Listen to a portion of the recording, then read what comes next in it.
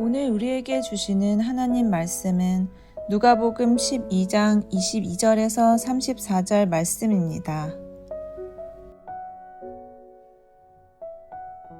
또 제자들에게 이르시되 그러므로 내가 너희에게 이르노니 너희 목숨을 위하여 무엇을 먹을까 몸을 위하여 무엇을 입을까 염려하지 말라. 목숨이 음식보다 중하고 몸이 의복보다 중하니라. 까마귀를 생각하라. 심지도 아니하고 거두지도 아니하며 골방도 없고 창고도 없으되 하나님이 기르시나니 너희는 새보다 얼마나 더 귀하냐. 또 너희 중에 누가 염려함으로 그 키를 한 자라도 더할 수 있느냐. 그런즉 가장 작은 일도 하지 못하면서 어찌 다른 일들을 염려하느냐. 백합화를 생각하여 보라. 실도 만들지 않고 짜지도 아니하느니라. 그러나 내가 너희에게 말하노니 솔로몬의 모든 영광으로도 입은 것이 이 꽃 하나만큼 훌륭하지 못하였느니라. 오늘 있다가 내일 아궁이에 던져지는 들풀도 하나님이 이렇게 입히시거든 하물며 너희일까 보냐. 믿음이 작은 자들아. 너희는 무엇을 먹을까 무엇을 마실까 하여 구하지 말며 근심하지도 말라. 이 모든 것은 세상 백성들이 구하는 것이라. 너희 아버지께서는 이런 것이 너희에게 있어야 할 것을 아시느니라. 다만 너희는 그의 나라를 구하라. 그리하면 이런 것들을 너희에게 더하시리라. 적은 무리여 무서워 말라. 너희 아버지께서 그 나라를 너희에게 주시기를 기뻐하시느니라. 너희 소유를 팔아 구제하여 낡아지지 아니하는 배낭을 만들라. 곧 하늘에 둔 바 다함이 없는 보물이니 거기는 도둑도 가까이 하는 일이 없고 좀도 먹는 일이 없느니라. 너희 보물 있는 곳에는 너희 마음도 있으리라.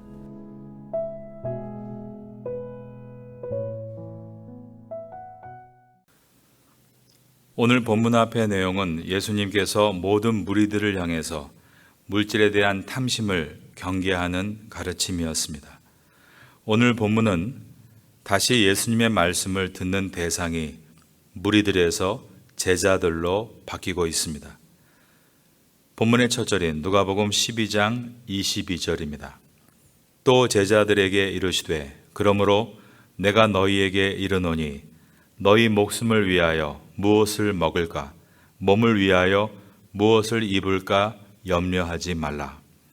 예수님은 제자들에게 물질적 조건을 확보함으로써 안전을 도모하는 태도를 가져서는 안 된다라고 가르치셨습니다.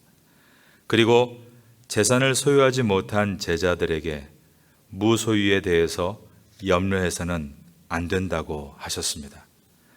먹을 것과 입을 것은 인간에게 있어서 가장 기본적이고 필수적인 것들입니다. 그래서 앞절인 18절에서 본 바와 같이 사람들은 이것을 축적하기 위하여 노력하고 이것이 확보되지 않을 때는 염려하게 마련입니다. 그러나 제자들에게는 그런 것에 대해 염려하지 말라는 명령이 주어집니다. 또 제자들에게 이르시되 그러므로 내가 너희에게 이르노니 너희 목숨을 위하여 무엇을 먹을까 몸을 위하여 무엇을 입을까 그 다음 따라하겠습니다. 염려하지 말라. 이것은 세상 사람들이 살아가는 삶의 방식, 즉 목숨과 몸을 위하여 재물을 축적하려 함으로써 싸움과 갈등을 일으키고 그러므로 안전이 아니라 염려만 더욱 증폭되는 상황을 정지시킬 수 있는 우리 주 예수 그리스도께서 가르치시는 삶의 방식을 보여줍니다. 만물의 주인이신 하나님께 자신의 삶을 전폭적으로 내어 맡기고서 이기적 탐욕에서 벗어난다면 우리는 염려하지 않는 삶을 살 수가 있게 될 것입니다. 13절을 보겠습니다. 목숨이 음식보다 중하고 몸이 의복보다 중하니라. 예수님께서는 먹을 것과 입을 것에 대해서 염려하지 말아야 하는 이유를 말씀하셨습니다. 목숨, 음식, 몸, 의복, 이 모든 것은 하나님께로부터 오는 것들입니다. 예수님은 이 가운데 무엇이 더 우선적인가에 대해서 말씀하십니다. 목숨이 중요하기 때문에 주님께서 음식을 주시는 것이고, 몸이 중요하기 때문에 하나님께서 몸을 덮을 의복을 주신다는 것입니다. 성도란 적어도 이러한 기본적인 하나님의 원리를 알고 하나님을 신뢰해 나가야 함을 말씀하셨습니다. 즉, 성도는 본질적인 것과 비본질적인 것의 가치를 혼동해서 본질적인 생명을 천시하고 음식을 귀하게 여기고 몸을 가볍게 굴리면서 겉에 입는 의복을 중시하는 세상에 전도된 가치관을 따라서는 안 된다는 것을 말씀하신 것입니다. 24절입니다. 까마귀를 생각하라. 심지도 아니하고 거두지도 아니하며 골방도 없고 창고도 없으되 하나님이 기르시나니 너희는 새보다 얼마나 더 귀하냐. 예수님께서는 앞부분에서 하나님의 돌보심에 대해서 두 아사리온에 팔리는 참새 5마리도 하나님이 허락하지 않으시면 팔려갈 수 없다고 하셨습니다. 하물며 하나님께서 예수 그리스도의 제자 한 사람 한 사람을 어떻게 돌보시겠는가 생각하라고 하셨습니다. 오늘 본문에는 새를 한 번 더 예로 드시면서 까마귀를 생각하라 라고 하셨습니다. 유대인들에게 있어서 까마귀는 부정한 새입니다. 그럼에도 불구하고 하나님은 까마귀를 돌보신다고 말씀하십니다. 하물며 까마귀와는 비교도 안 될 만큼 중요한 제자들을 하나님께서 먹이시고 입히시는 것은 지극히 당연한 것이다 라고 하셨습니다. 24절의 핵심은 마지막 부분에 있습니다. 너희는 얼마나 더 귀하냐. 예수 그리스도의 제자로 부름받은 여러분 한 분 한 분이 그토록 귀한 존재인 것을 기억할 수 있기를 예수님의 이름으로 축원합니다. 예수님은 다시 한번 염려하지 말라는 말씀을 하나의 예로 들어주십니다. 25절입니다. 또 너희 중에 누가 염려함으로 그 키를 한 자라도 더할 수 있느냐. 여기서 키는 헬라어로 헬리키아라는 단어입니다. 이것은 나이를 뜻하기도 하고 신장을 뜻하기도 합니다. 우리가 염려한다고 우리의 생명을 1년 더 늘릴 수 있는 것도 아니다. 우리가 염려한다고 해서 키가 1cm 더 크는 것도 아니다라고 하신 것입니다. 그러므로 예수님이 말씀하신 것은 우리가 염려한다고 생명을 연장할 수 있는 것도 아니고 우리가 염려한다고 키를 더 자라게 할 수 있는 것도 아닌데 왜 항상 모든 것을 보면서 염려하고 사느냐라고 물으셨습니다. 26절입니다. 그런즉 가장 작은 일도 하지 못하면서 어찌 다른 일들을 염려하느냐.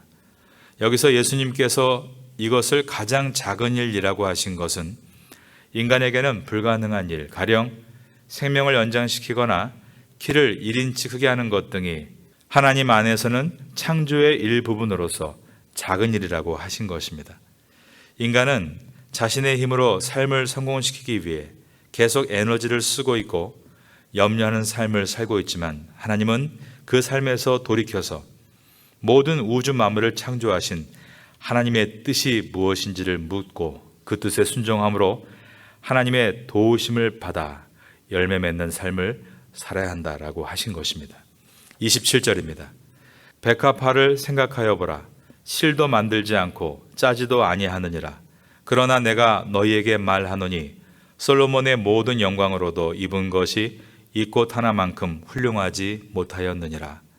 무엇을 먹을까, 무엇을 입을까 염려하지 말라고 하신 예수님은 먹을 것에 대해서는 앞에서 새에 비유하셨고 입을 것에 대해서는 꽃에 비유하셨습니다. 백합화를 생각하여 보라. 사람이 만들 수 있는 가장 훌륭한 옷도 들의 백합화만큼 아름답지 못하다. 이 말씀은 인간이 만든 작품과 하나님이 창조하신 작품이 얼마나 큰 차이가 나느냐. 그것은 천양지차다. 하늘과 땅만큼의 차이라고 하신 것입니다. 그러나 그 아름다운 백합화도 마르면 아궁이에 던져집니다. 28절입니다. 오늘 있다가 내일 아궁이에 던져지는 들풀도 하나님이 이렇게 입히시거든 하물며 너희일까 보냐 믿음이 작은 자들아. 백합화가 솔로몬이 입던 옷보다 화려해도 수명이 다하면 들풀 취급을 받고 인간의 온기를 위해 아궁이에 던져지게 허락하심에도 하나님은 그 백합화 하나가 꽃을 필 때까지 온도와 습도와 양분으로 세밀하게 돌보신다는 것입니다. 그러시면서 하나님은 하물며 너일까 보냐라고 하셨습니다. 결코 예수님의 제자들을 그냥 방치하지 않으신다는 말씀입니다. 그런데 예수님께서 믿음이 작은 자들아라고 하신 것은 제자들의 마음속에 내일에 대한 염려, 무엇을 먹을까, 무엇을 입을까에 대한 걱정이 들어있음을 간파하셨기 때문입니다. 예수님께서 말씀하신 믿음이 작은 자들아의 이 믿음은 믿음이 없는 것도 그렇다고 열매를 맺을 수 있는 믿음이 있는 것도 아닌 어정쩡한 믿음입니다. 예수님께서 비유로 말씀하신 네 가지의 땅 가운데 가시덤불과 같은 땅입니다. 세상의 근심과 염려라는 가시덤불로 열매를 맺지 못하는 믿음인 것입니다. 그렇다면 예수님께서 원하시는 참된 믿음, 옥토는 어떤 것인가? 이것은 염려와 근심을 제어하는 것과 관계가 되어 있습니다. 29절입니다. 너희는 무엇을 먹을까, 무엇을 마실까 하여 구하지 말며 근심하지도 말라.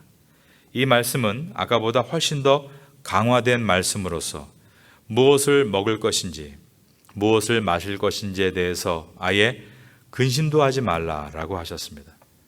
이것은 제자들의 내적 열망은 궁극적으로 먹고 마시는 것에 관심이 고착되어서는 안 된다라는 말씀이었습니다. 30절입니다. 이 모든 것은 세상 백성들이 구하는 것이라 너희 아버지께서는 이런 것이 너희에게 있어야 할 것을 아시느니라. 많은 분들이 노후 걱정을 합니다. 노후 자금 준비를 위해 연금을 들고 보험을 들고 투자를 합니다. 이 부분에 대한 불안을 이용해서 사기가 많습니다. 사람들이 사기에 빠지는 이유는 더 높은 수익, 이율, 이자 때문입니다. 그래서 모았던 목돈을 잃는 일들이 얼마나 많이 일어나고 있는지 모릅니다. 그런데 이 노후 준비에 대해서 오늘 예수님의 말씀과 같이 하나님께서 책임져 주신다는 약속을 믿고 남은 삶을 의미 있고 보람된 일에 헌신하려는 사람들은 잘 보이지 않습니다. 나이가 점점 직은, 즉 뿌리를 향해 갈수록 마지막을 하나님의 나라와 의를 위해 불태워야 하는 결단이 필요합니다. 31절입니다. 다만 너희는 그의 나라를 구하라. 그리하면 이런 것들을 너희에게 더하시리라. 예수님은 적극적으로 금해야 될 것을 말씀하신 다음에 적극적으로 구해야 할 것을 말씀하십니다. 하나님의 나라를 구하라고 하셨습니다. 그러면 더하시리라 라고 하셨습니다. 우리가 적극적으로 우리 속에 있는 세상적인 열망인 무엇을 먹을까, 무엇을 마실까에 집착하고 그 열망이 걱정으로 변하고 항상 그것을 묵상하면 입에서는 그 이야기들로만 가득하게 되고 얼굴빛은 돈빛으로, 재물빛으로 물들 것입니다. 그러나 먼저 그 나라와 의를 구함으로 주님의 나라를 내 안에 적극적으로 채우면 주님은 우리에게 더해 주시는 축복을 주시는데 첫째로 주님의 나라를 바라보는 즐거움을 주십니다.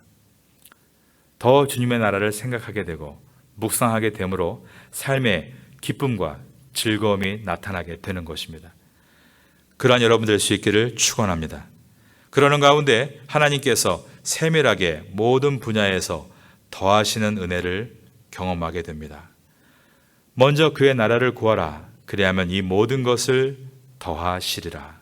그러므로 물질이 하나님의 나라보다 하위 개념이고 하나님의 나라가 본질임을 기억하고 그것을 위해서 살아갈 때 비본질이 되는 물질과 환경과 우리의 상황들은 그 모든 것의 원천 되신 하나님께서 든든한 후견인으로 우리를 채워주시는 것입니다.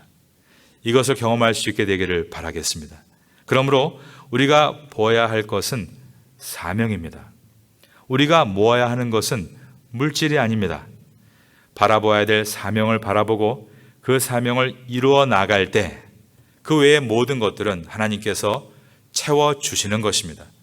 마지막 절 34절을 보겠습니다. 너희 보물 있는 곳에는 너희 마음도 있으리라. 어제 나눈 말씀과 같이 보물을 하늘에 쌓아두라는 말씀입니다. 그리고 보물을 하늘에 쌓아두라는 뜻은 이 땅에서 어려운 사람을 돕는 것이 바로 예수님께 하는 것이며, 주님은 그 어려운 한 사람, 작은 자를 리시펜트, 수령인으로 삼으셔서 우리의 보물을 하늘에 쌓게 해 주시는 것입니다. 이것을 믿을 때 이 땅에서 좀 더 넓은 사람이 될 수 있고 담대한 사람이 될 수 있습니다.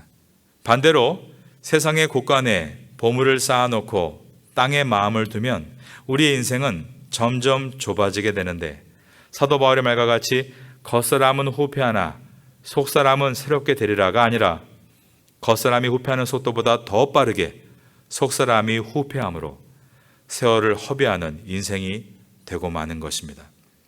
오늘 이 새벽에 우리는 예수님의 가르침을 들었습니다.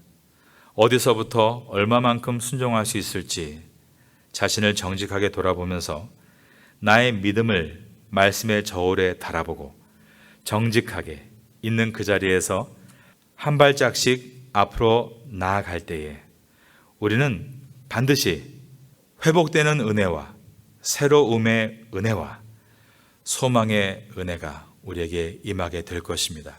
이러한 은혜를 말씀과 기도를 통해 얻어가는 우리 모두가 될 수 있기를 예수님의 이름으로 축원합니다.